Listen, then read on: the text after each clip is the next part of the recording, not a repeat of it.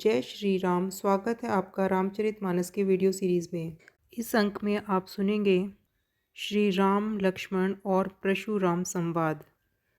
जब परशुराम जी राजा जनक जी से पूछते हैं कि धनुष किसने तोड़ा, तब श्री रामचंद्र जी देखते हैं कि सभी लोग परशुराम जी के क्रोधित रूप को देखकर भयभीत दिखाई दे रहे हैं। कोई भी परशुराम जी के प्रश्न का उत्तर नहीं देता। तब श्री राम जी कहते हैं, हे नाथ, शिवजी के धनुष को तोड़ने वाला आपका कोई एक दास ही होगा। क्या आज्ञा है, मुझसे क्यों नहीं कहते? यह सुनकर क्रोधी मुनि बोले, सेवक वह है जो सेवा का काम करे, शत्रु का काम करके तो लड़ाई ही करनी चाहिए। हे राम सुनो, जिसने शिवजी का धनुष तोड़ा है वह सहस्त्रबाहु के समान मेरा शत्रु है। वह इस समाज को छोड़कर अलग हो जाए, नहीं तो सभी राजा मारे जाएंगे। मुनि के वचन सुनकर लक्ष्मण जी मुस्कुराए और परशुराम का अपमान करते हुए बोले, हे गोसाई, लड़कपन में हमने बहुत सी धनुइयाँ तोड़ी थी, किंतु आपने ऐसा क्रोध कभी नहीं किया। इस धनुष पर इतनी ममता किस कारण से है? यह सुनकर भृगुवंश की ध्वजा स्वरूप परशुराम जी कुपित होकर कहने लगे, अरे राजपुत्र, काल के वश होने से तुझे बोलने में कुछ भी होश नहीं है। सारे संसार में विख्यात शिवजी का यह धनुष क्या धनु ही के समान है? लक्ष्मण जी ने हंसकर कहा, हे देव सुनिए, हमारे जानने में तो सभी धनुष एक से ही हैं। पुराने धनुष के तोड़ने से क्या हानि लाभ? श्री रामचंद्र जी ने तो इसे नवीन के धोखे से देखा था, फिर यह तो छूते ही टूट गया। इसमें रघुनाथ जी का कोई दोष नहीं। मुनि, आप बिना ही कारण किसके लिए क्रोध करते हैं? परशुराम जी अपने फरसे की ओर देखकर बोले, अरे दुष्ट, तूने मेरा स्वभाव नहीं सुना। मैं तुझे बालक जानकर नहीं मारता हूँ। अरे मूर्ख, क्या तू मुझे निरा मुनि ही जानता है? मैं बाल ब्रह्मचारी और अत्यंत क्रोधी हूँ। क्षत्रिय कुल का शत्रु तो विश्व भर में विख्यात हूँ। अपनी भुजाओं के बल से मैंने पृथ्वी को राजाओं से रहित कर दिया और बहुत बार उसे ब्राह्मणों को दे दिया। हे राजकुमार, सहस्त्रबाहु की भुजाओं को काटने वाले मेरे इस फरसे को देख। अरे राजा के बालक, तू अपने माता पिता को सोच के वश न कर। मेरा फरसा बड़ा भयानक है। यह गर्भों के बच्चों का भी नाश करने वाला है। लक्ष्मण जी हंसकर कोमल वाणी से बोले, ओह मुनीश्वर, तो अपने को बड़ा भारी योद्धा समझते हैं। बार बार मुझे कुल्हाड़ी दिखाते हैं, फूंक से पहाड़ उड़ाना चाहते हैं। भृगुवंशी समझकर और यज्ञोपवीत देखकर तो जो कुछ आप कहते हैं उसे मैं क्रोध को रोक कर सह लेता हूँ। देवता, ब्राह्मण, भगवान के भक्त और गो, इन पर हमारे कुल में वीरता नहीं दिखाई जाती, क्योंकि इन्हें मारने से पाप लगता है और इनसे हार जाने पर अपकीर्ति होती है। इसलिए आप मारें तो भी आपके पैर ही पड़ना चाहिए। आपका एक एक वचन ही करोड़ों वज्रों के समान है। धनुष, बाण और कुल्हाड़ी तो आप व्यर्थ ही धारण करते हैं। इन्हें देखकर मैंने कुछ अनुचित कहा हो तो उसे हे धीर महामुनि क्षमा कीजिए। यह सुनकर भृगुवंश मणि परशुराम जी क्रोध के साथ गंभीर वाणी बोले, हे विश्वामित्र, सुनो, यह बालक बड़ा कुबुद्धि और कुटिल है। काल के वश होकर यह अपने कुल का घातक बन रहा है। यह सूर्यवंश रूपी पूर्ण चंद्र का कलंक है। यह बिल्कुल उद्दंड, मूर्ख और निडर है। अभी क्षण भर में यह काल का ग्रास हो जाएगा। मैं पुकार कर कह देता हूँ, फिर मुझे दोष नहीं है। यदि तुम इसे बचाना चाहते हो तो हमारा प्रताप, बल और क्रोध बतलाकर इसे मना कर दो। लक्ष्मण जी ने कहा, हे मुनि, आपका सुयश आपके रहते दूसरा कौन वर्णन कर सकता है? आपने अपने ही मुँह से अपनी करनी अनेकों बार बहुत प्रकार से वर्णन की है। इतने पर भी संतोष न हुआ तो फिर कुछ कह डालिए। क्रोध रोककर असहाय दुख मत सहिए। आप वीरता का व्रत धारण करने वाले, धैर्यवान और क्षोभ रहित हैं। गाली देते शोभा नहीं पाते। शूरवीर तो शूरवीरता का कार्य करते हैं, कहकर अपने को नहीं जनाते। शत्रु को युद्ध में उपस्थित पाकर कायर ही अपने प्रताप की डींग मारा करते हैं।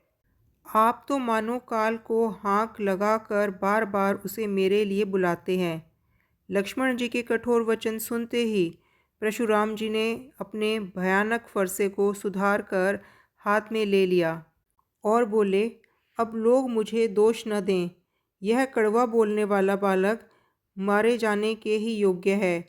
इसे बालक देखकर मैंने बहुत बचाया, पर अब यह सचमुच मरने को ही आया है। विश्वामित्र जी ने कहा, अपराध क्षमा कीजिए। बालकों के दोष और गुण को साधु लोग नहीं गिनते। परशुराम जी बोले, तीखी धार का कुठार मैं दया रहित और क्रोधी, और यह गुरुद्रोही और अपराधी मेरे सामने उत्तर दे रहा है। इतने पर भी मैंने इसे बिना मारे छोड़ दिया है।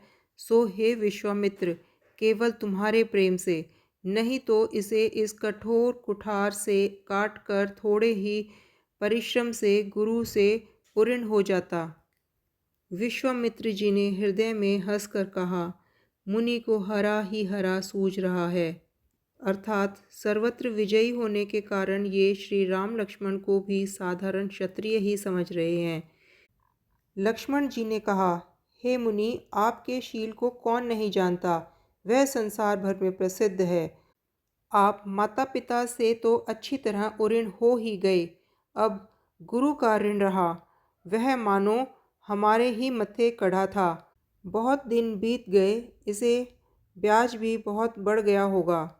अब किसी हिसाब करने वाले को बुला लीजिए, तो मैं तुरंत ही थैली खोलकर दे दूं। लक्ष्मण जी के कड़वे वचन सुनकर परशुराम जी ने फरसा संभाला। सारी सभा हाय हाय करके पुकार उठी। लक्ष्मण जी ने कहा, हे भृगुश्रेष्ठ, आप मुझे फरसा दिखा रहे हैं, पर हे राजाओं के शत्रु, मैं ब्राह्मण समझकर आपको बचा रहा हूँ। आपको कभी रणधीर बलवान वीर नहीं मिले। हे ब्राह्मण देवता, आप घर ही में बड़े हैं। यह सुनकर अनुचित है कहकर सब लोग पुकार उठे। तब श्री रघुनाथ जी ने इशारे से लक्ष्मण जी को रोक दिया। परशुराम जी के क्रोध रूपी अग्नि को बढ़ते देखकर रघुकुल के सूर्य श्री रामचंद्र जी जल के समान शांत करने वाले वचन बोले, हे नाथ, बालक पर कृपा कीजिए। इस सीधे और दूध मुँहे बच्चे पर क्रोध न कीजिए। यदि यह आपका कुछ भी प्रभाव जानता तो क्या यह बेसमझ आपकी बराबरी करता।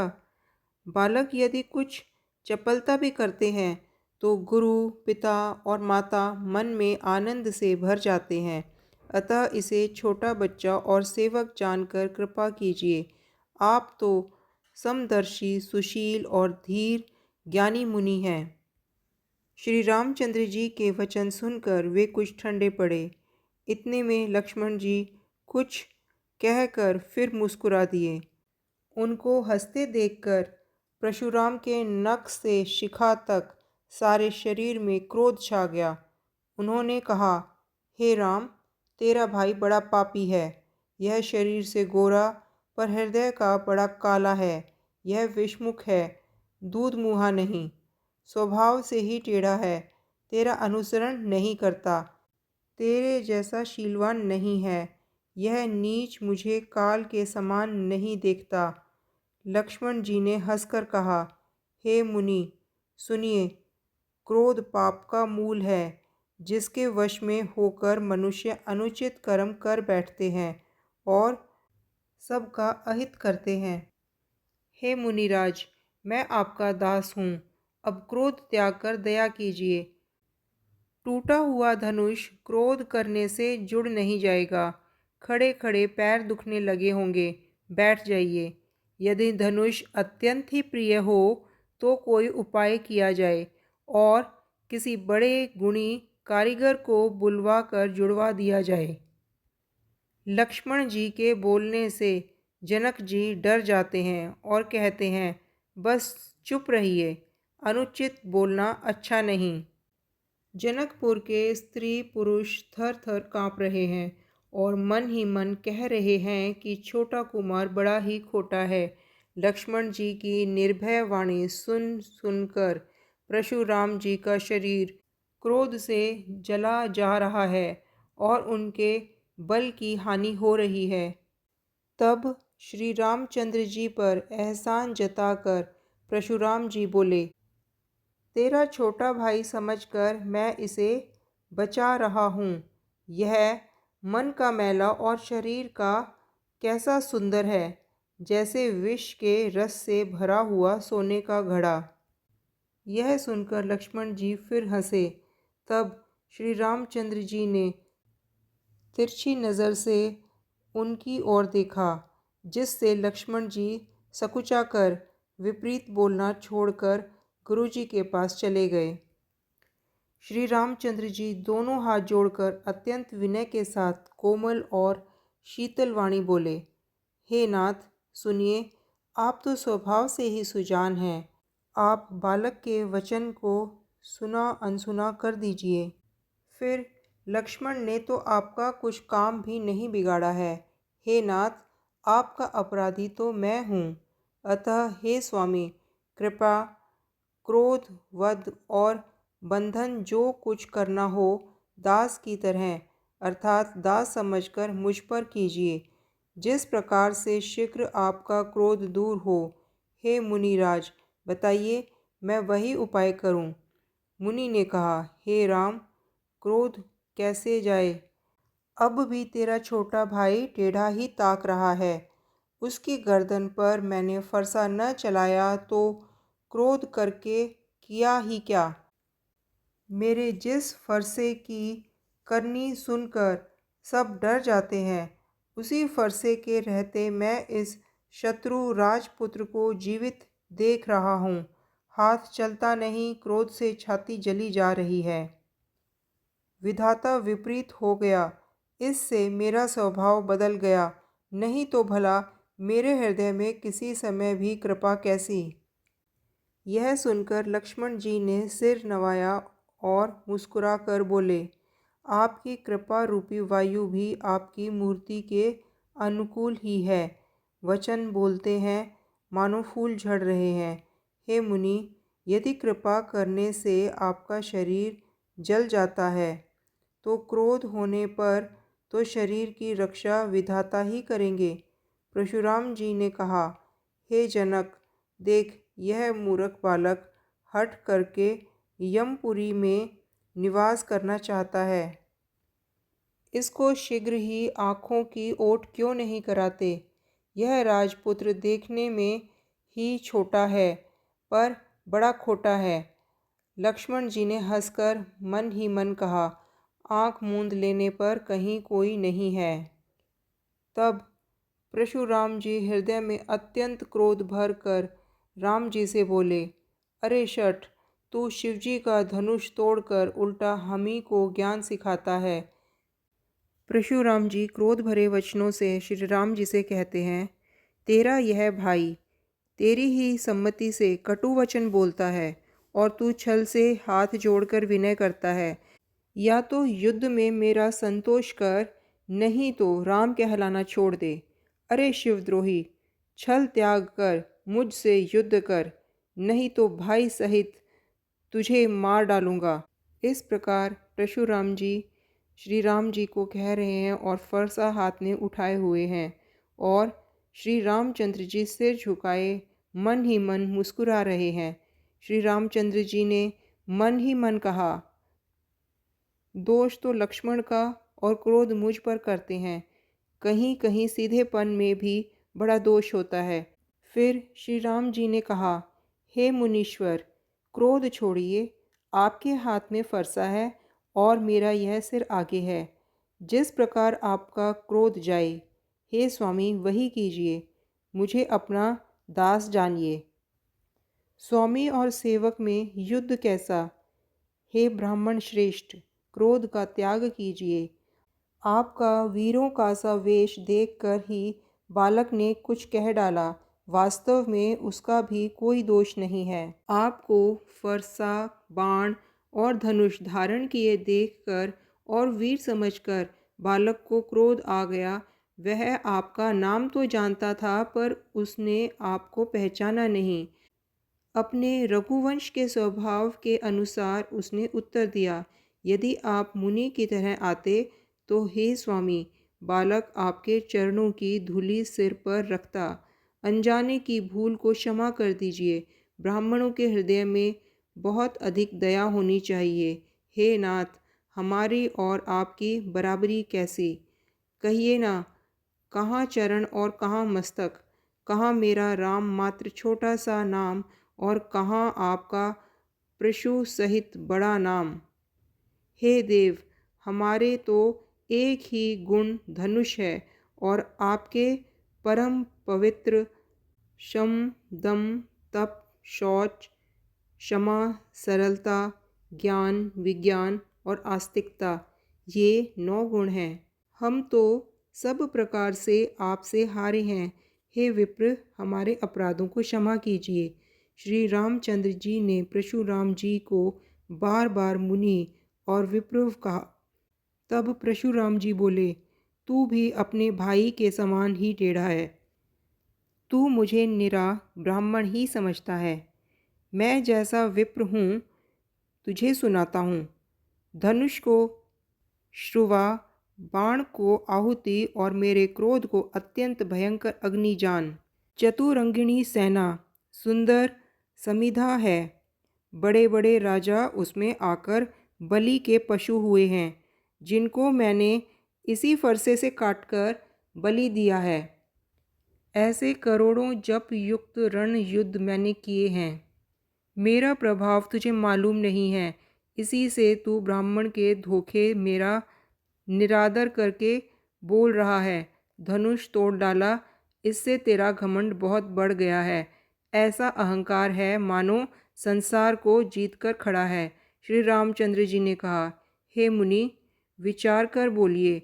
आपका क्रोध बहुत बड़ा है और मेरी भूल बहुत छोटी है। पुराना धनुष था, छूते ही टूट गया। मैं किस कारण अभिमान करूं? हे भृगुनाथ, यदि हम सचमुच ब्राह्मण कहकर निरादर करते हैं तो यह सत्य सुनिए। फिर संसार में ऐसा कौन योद्धा है जिसे हम डर के मारे मस्तक नवाएं?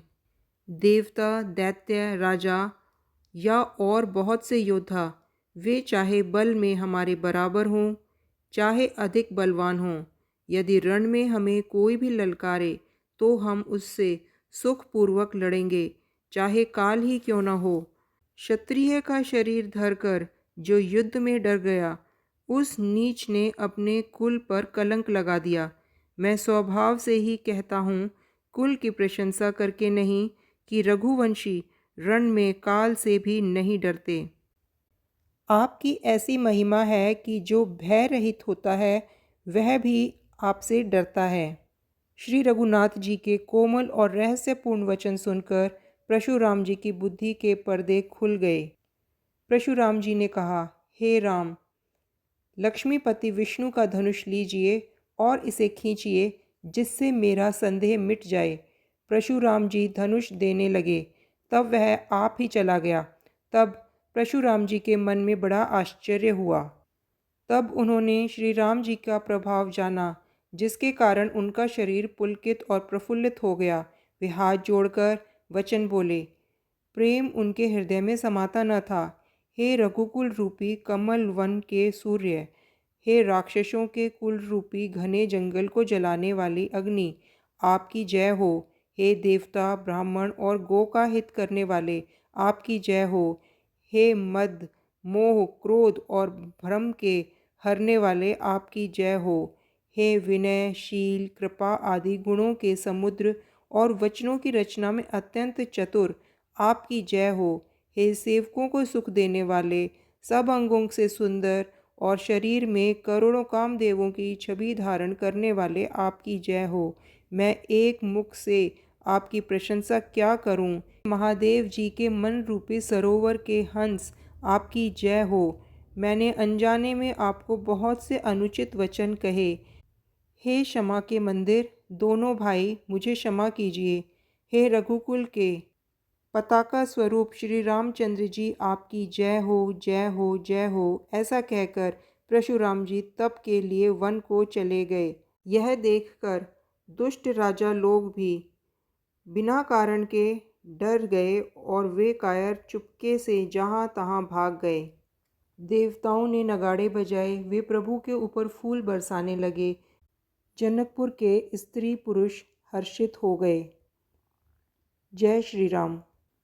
राम कथा को श्रद्धापूर्वक सुनने के लिए आपका धन्यवाद।